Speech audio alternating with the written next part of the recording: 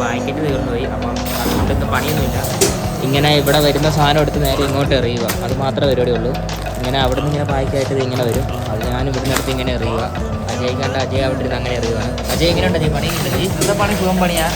കാരണം ഇങ്ങനെ ഇരുന്ന് പാക്കറ്റ് തീർന്നുകൊണ്ട് ഇങ്ങനെ ഈ വന്ന സാധനത്തെ ഇങ്ങോട്ട് എടുക്കുക, അത് മാത്രമുള്ള പരിപാടി. വേറെ പരിപാടിയൊന്നുമില്ല. പക്ഷേ ഇതിന് പാക്ക് ചെയ്യാനാണ് പാടും, അത്രേ ഉള്ളൂ. അപ്പോൾ 5 മണിയായിട്ടേ പാക്കറ്റ് വരുവോളെന്നാണ് പറഞ്ഞത്. അപ്പോൾ അതുവരെ ഞങ്ങൾ ഇങ്ങനെ ഇരുന്ന് ഈ സാധനം എടുത്ത് ഇങ്ങനെ കൂട്ടുക. അത് കഴിഞ്ഞിട്ട് ഒരുമിച്ച് ഇതെല്ലാം കൂടെ എന്നായിരുന്നു പാക്കറ്റ് വന്നു കഴിയുമ്പോൾ എല്ലാം കൂടെ ഒറ്റയിരിപ്പിന് ചെയ്യുക. അത് ഭയങ്കര പാടാന്നാണ് അജയ് പറഞ്ഞത്.